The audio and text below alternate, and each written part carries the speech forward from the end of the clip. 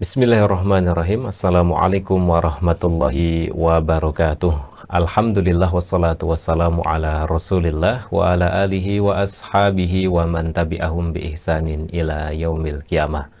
Sahabat Ismail Radio AM 774 kHz dan sahabat Ismail TV bahagia bersama Al-Quran. Alhamdulillah bersyukur dan berbahagia di hari yang diberkahi ini. Ismail Radio juga Ismail TV kembali hadir di tengah ruang dengar dan layar YouTube Anda.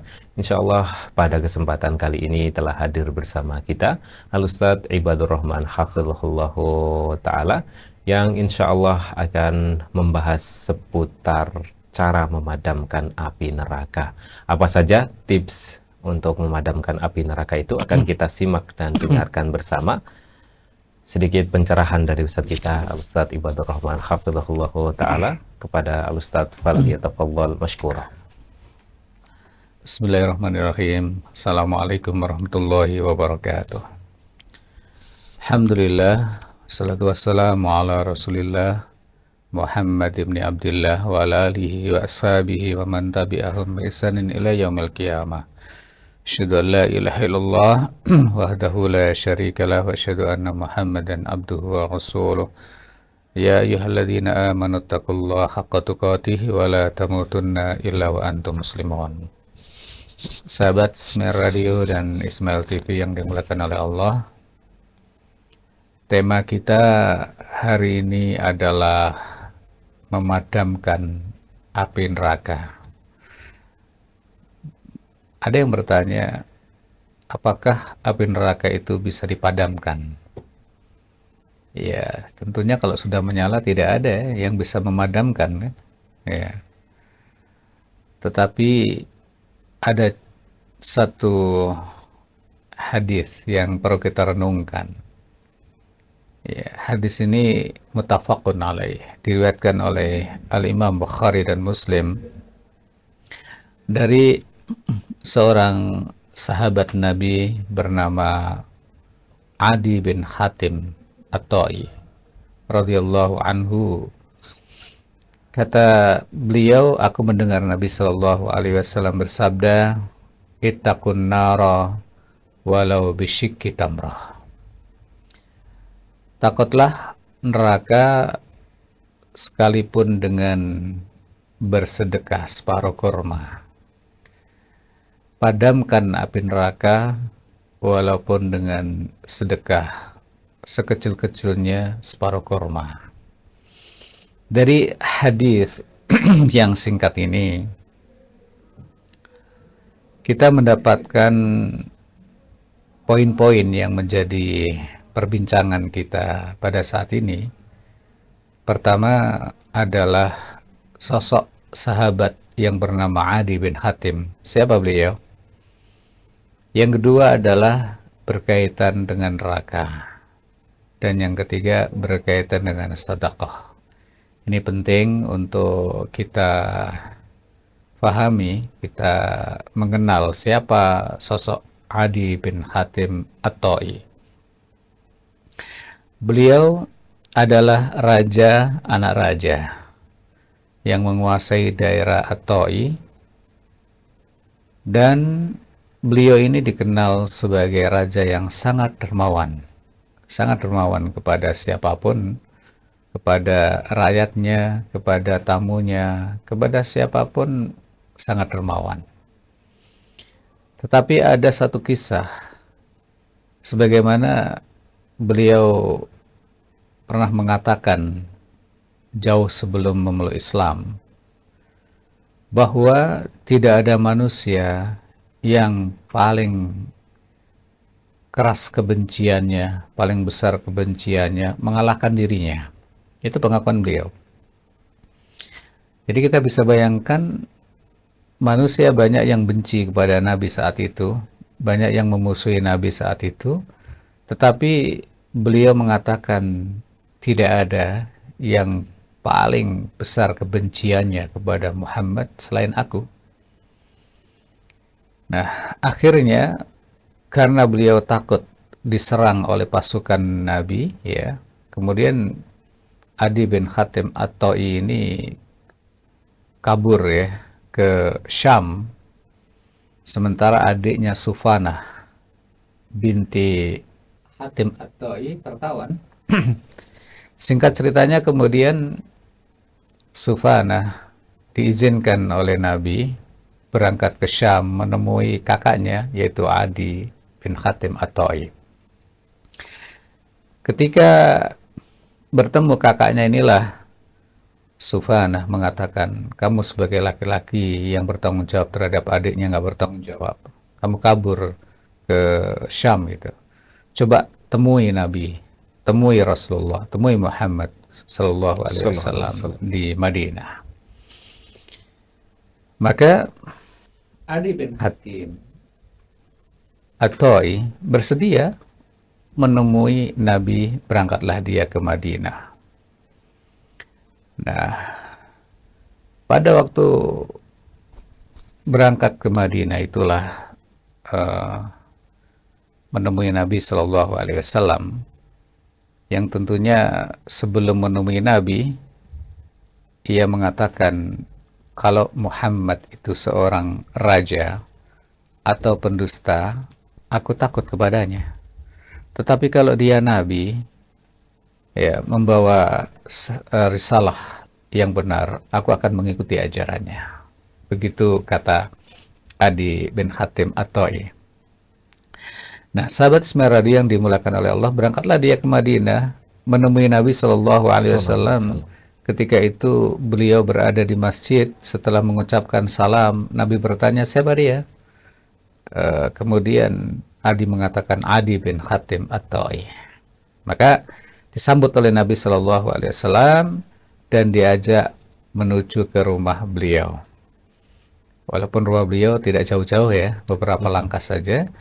Sambil digandeng tangannya, ketika melangkahkan kaki ke rumahnya, ada seorang wanita yang sudah senior, yang sudah tua ya, menghentikan langkah Nabi Shallallahu Alaihi Wasallam, mengeluhkan perihalnya, mengeluhkan kemiskinannya.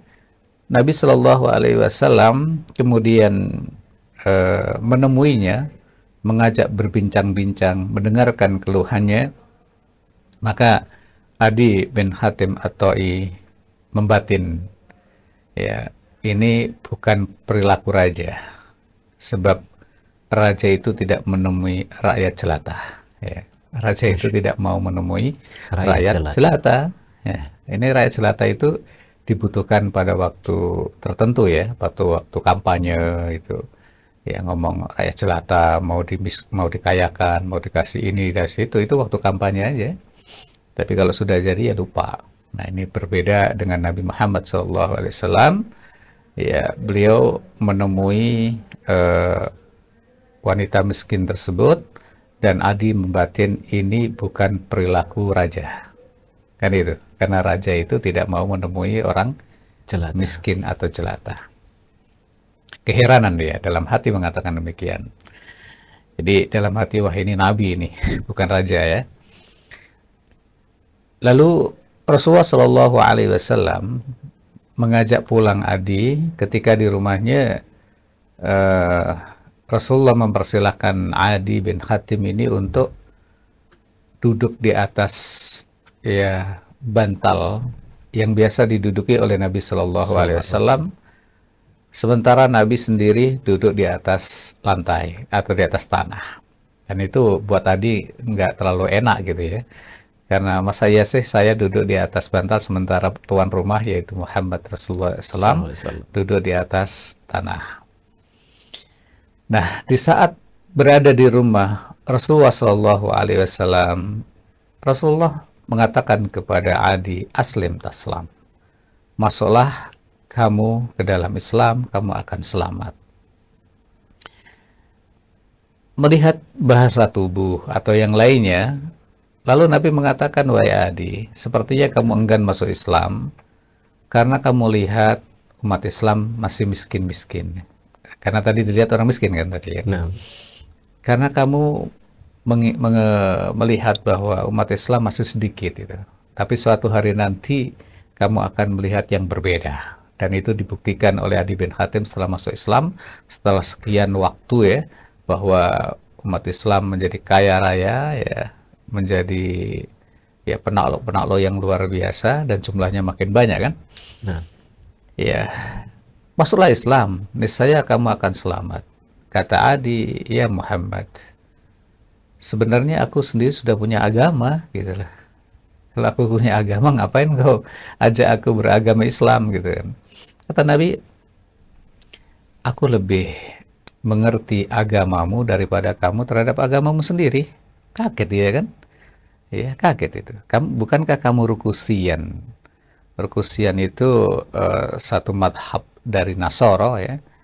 Ya, jadi Nabi tahu mendetail soal madhab atau keyakinan Adi bin Hatim At-Ta'i. Jadi dia Nasoro juga, tapi madhabnya Rukusian. Nah, lalu bukankah ya kamu adalah pemimpin yang mengambil mirba, seperempat harta ghanimah, harta rampasan, dan itu kan yang diharamkan di dalam kitabmu kan? Iya betul, kok tahu aja gitu kan. Seperti itu. Udah masuklah Islam, kamu akan selamat. Nah akhirnya Allah Subhanahu wa Ta'ala memberikan hidayah kepada Adi bin Hatim At-Ta'i ini untuk memeluk Islam. Jadilah dia Muslim. Asyhadu an la ilaha illallah wa asyhadu annaka ya Muhammad Rasulullah. Nah, ini sahabat Semera yang dimuliakan oleh Allah. Nah Adi bin Hatim ini masuk memeluk Islam setelah melihat langsung perilaku Nabi Shallallahu Alaihi Wasallam.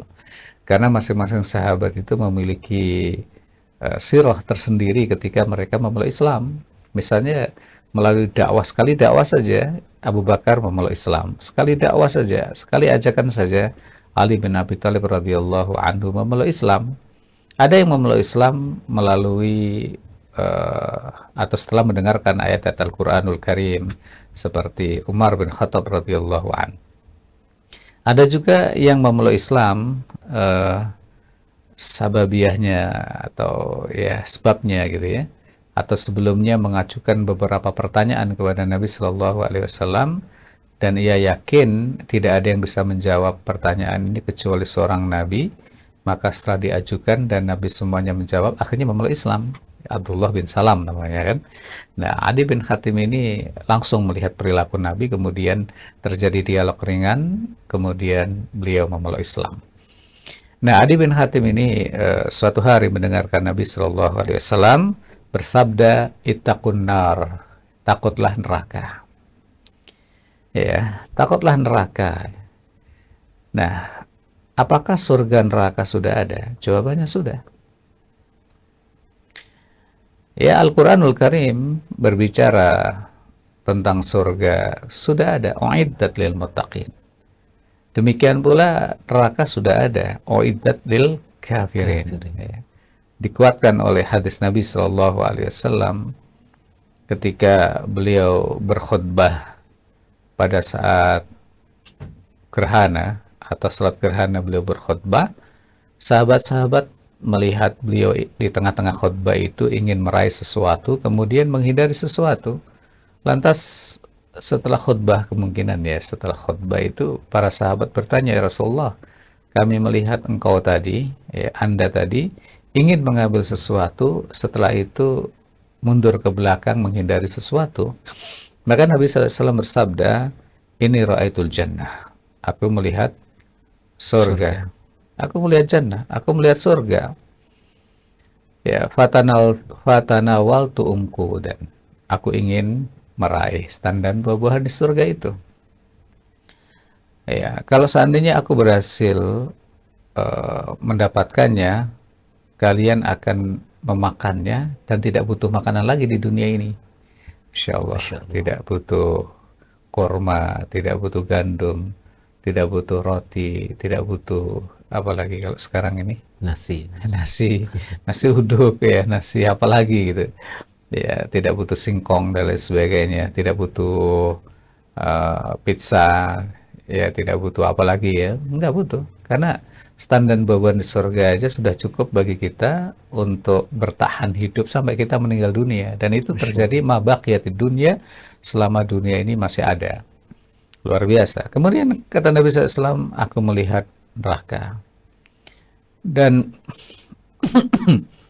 mayoritas tidak ada pemandangan yang paling mengerikan selain itu, dan mayoritas penghuninya adalah kaum wanita. Yakfurna billah, apakah mereka kufur kepada Allah? Nabi SAW menyebutkan yakfurnal ashir wa yakfurnal ihsan, mereka kufur kepada suami dan kufur kepada pemberian suami. Nah, ini pelajaran bagi kaum hawa, kaum ibu-ibu, kaum mak-mak, ya, jangan masuk ke dalam hadis ini, karena penghuni neraka itu mayoritas adalah kufur kepada suami, ya, dan kebaikan suami. Sampai Nabi SAW mengatakan, seandainya, ya, salah satu di antara kalian para suami ini berbuat kebaikan kepada istrinya sepanjang usia pernikahannya, lalu ada satu kesalahan saja dari suami, wah, itu yang diungkit-ungkit itu. Kesalahan itu yang dinostalgiakan itu. Kesalahan itu yang didepositokan dan nanti dipanen itu. Jadi satu kesalahan, 1000 kebaikan, 1000 kebaikan hilang dengan satu kesalahan atau satu kekhilafan gitu. Karena dia akan mengatakan, aku belum pernah melihat kebaikan kamu sedikit pun. Jadi lupa, ya, nafkah yang diberikan setiap hari, setiap pekan, setiap bulan. Lupa baju branded yang telah dibelikan oleh suaminya. Lupa tas bermerek branded juga lupa. Ya, semuanya lupa. Kebaikan-kebaikan suami terbakar sudah. Tidak ada artinya gara-gara seorang wanita ini melihat suaminya melakukan satu kesalahan, dan itu yang akan diingat-ingat sampai mati. Nah, itu yang menyebabkan kaum wanita masuk neraka. Mengerikan. Ini tentunya bukan wanita kafirah, bukan wanita kafir, ya, wanita muslim. Karena ternyata wanita-wanita muslimah juga banyak yang kufur kepada suaminya, ya, banyak yang tanda kutip berani kepada suaminya, menghina suaminya, menjelekkan suaminya, memandang rendah suaminya, apalagi tidak suaminya sudah tidak lagi mampu memberikan nafkah sebagaimana tahun-tahun sebelumnya, maka suami tidak ada artinya bagi istri yang demikian gitu. Nah, inilah yang menyebabkan itu. Dan kami tentunya percaya bahwa seluruh penonton yang melihat kajian ini tidak termasuk dalam hadis tersebut. Amin. Amin ya rabbal alamin. Nah, takutlah neraka. Neraka itu anar itu api kan.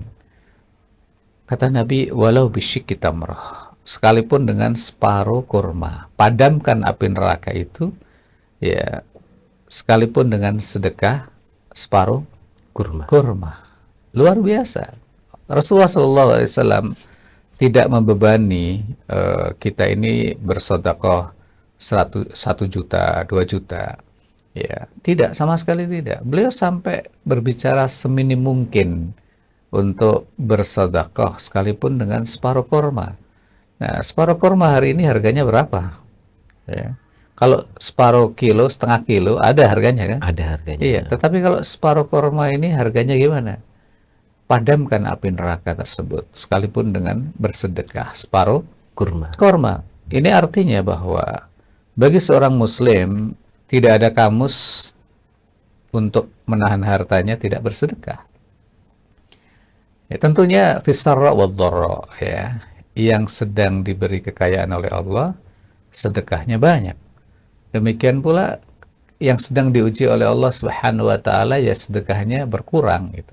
Tapi intinya jangan sampai tidak bersedekah sama sekali. Ya, kena bisikan setan, ya'idukumul faqra, ya. Setan senantiasa menakut-nakuti, ya, menjanjikan kefakiran, ya. Kefakiran, kamu jangan sedekah nanti kamu fakir dan sebagainya. Anakmu masih butuh, ya. Istrimu masih butuh, saudaramu masih butuh, janganlah disedekahkan, nanti kamu fakir, kamu miskin, nanti kekurangan. Dan ini bertolak belakang dengan ayat Al-Quran, ya, bertolak belakang dengan hadis Nabi Shallallahu Alaihi Sallallahu alaihi Wasallam, wasallam. ma naqasat sadaqatun min mal, sedekah itu nggak mengurangi harta, ya, nggak mengurangi harta. Dan luar biasa agama Islam ini, di saat manusia ya yang lainnya berbondong-bondong mengumpulkan harta, gitu ya, dengan cara halal maupun haram, gitu ya, dengan cara korupsi maupun manipulasi, gitu ya, mereka cinta harta yang luar biasa. Di saat seperti itulah malah Islam menganjurkan kita ini berbagi, bukan mengambil orang lain, tapi berbagi kepada orang lain. Lambat laun orang-orang yang curang, orang-orang yang membohongi manusia itu akan kena batunya, gitu. Karena kena batunya. Kalau nggak di dunia ini pasti di akhirat lah, ya. Mengambil hak orang lain, merampas hak orang lain, mendolimi orang lain, ya, mendolimi orang-orang Muslim, mendolimi teman-teman dekat, mendolimi ya orang-orang baik, itu pasti kena batunya, gitu loh. Jadi di saat mereka yuhibbunal mala hubban jamma, ya, di saat itu pula orang Muslim dianjurkan untuk bersedekah, berbagi, gitu loh. Dan mudah-mudahan Allah Subhanahu wa taala memberikan kesempatan kepada kita untuk bersedekah sebelum ajal itu tiba, ya. Min qabli ayyati ahadakumul maut fayaqula rabbi laula akhartani ila ajalin qarib fa asaddaqa wa akun minas salihin. Barakallahu fikum.